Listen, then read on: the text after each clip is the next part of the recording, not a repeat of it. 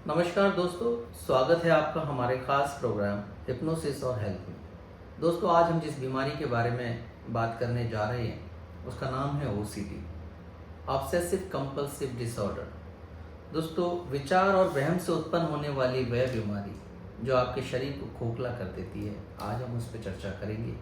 इसके मुख्य लक्षण क्या है, इसे कैसे बचा जा सकता है और इन लक्षणों को कैसे पहचानें कि ये आपके मस्तिष्क और शरीर पर क्या प्रभाव डाल रहे हैं, ये आपके शरीर में कब प्रवेश करती है। इन सभी चीज़ों के बारे में आज हम चर्चा करेंगे। सबसे पहले हम जानने की कोशिश करते हैं ऑब्सेसिव कंपल्सिव डिसऑर्डर क्या होता है। दोस्तों, ऑब्सेशन का मतलब होता है एक प्रकार की सनक, कंपल्शन यानी कि मजबूरी। सनक और मजबूरी में किए जाने वाला वह काम जिस पर आपका नियंत्रण नहीं है, कोई ऐसा विचार, कोई ऐसी इमेज जो आपके मस्तिष्क में बार बार बन रही है, जिस पर आपका कोई नियंत्रण नहीं है। जैसे कोई नकारात्मक सोच बार बार आपके दिमाग में आ रही है, जैसे एक भय आपके मन में हमेशा बना रहेगा मरने का, कहीं मुझे कैंसर तो नहीं हो जाएगा, कहीं मुझे टीबी तो नहीं हो जाएगी। जैसे कोरोना के समय पर कई लोगों को बार बार एक ही विचार आ रहा था खांसने पर कि मुझे कोरोना के लक्षण तो नहीं है। किसी को फीवर आ रहा था, हाँ मुझे कहीं कोरोना का ये पहला लक्षण तो नहीं है, मेरा टेस्ट चला गया, मेरी स्मेल चली गई, तो मेरे सेंसेस जा रहे हैं, तो कहीं मुझे कोरोना तो नहीं है। ऐसे ही पहले लोगों को एचआईवी का भय बना रहता था।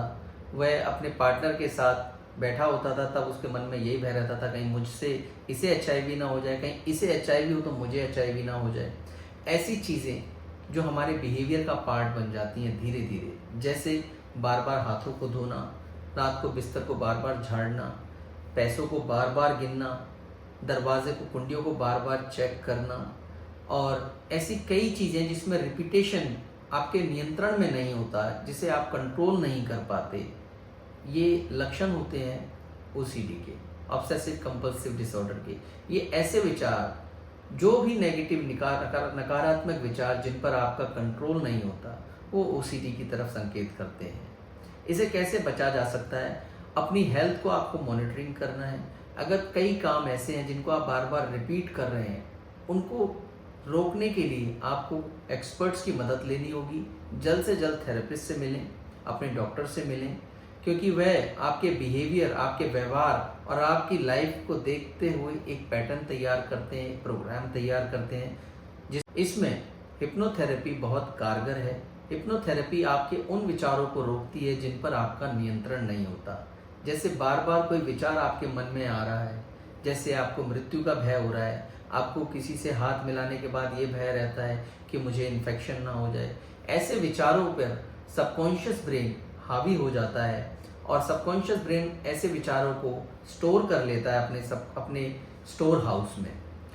ऐसे विचार जिन पर आपका नियंत्रण नहीं है, जिसको आप कंट्रोल नहीं कर पा रहे, जैसे बार बार आप हाथ धो रहे हैं, ये मैसेज आपके सबकॉन्शियस ब्रेन से बार बार आ रहा है कि आपके हाथ क्लीन नहीं है, आपने बेडशीट को चेक नहीं किया, ये बेडशीट गंदी पड़ी है, ये टेढ़ी है, ये अपनी जगह से निकल गई है, पिलो कवर टेढ़े हैं, या आपके आसपास डस्ट बहुत है, आपने पैर नहीं धोए, बेडशीट पे बैठने से पहले अपने पैरों को साफ नहीं किया, या आप अपने लाइफ पार्टनर को बार बार चेक करेंगे कि उसने अपने पैर धोए या नहीं धोए, वो पैर धो के घर में आया नहीं आया, उसने शूज़ प्रॉपर जगह पर उतारे हैं या नहीं आए। पर ऐसी चीज़ें आपके परिवार में विवाद भी पैदा करती हैं और पारिवारिक कलह भी शुरू हो जाता है।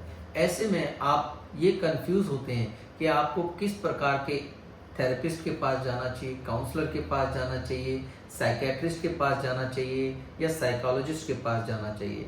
आपको जो बेहतर लगे किसी भी चीज़ का आप चयन कर सकते हैं। एक डॉक्टर, एक थेरेपिस्ट आपके बिहेवियर को देखकर, आपके व्यवहार को देखकर आपके लिए एक प्रोग्राम तैयार करता है, आपके लिए ज़रूरत से भरी चीज़ों को वो उत्पन्न करता है, एक सिस्टम आपके लिए बनाता है। उसके पैटर्न पर अगर आप चलते हैं तो धीरे धीरे आप अपने बिहेवियर को बदल सकते हैं।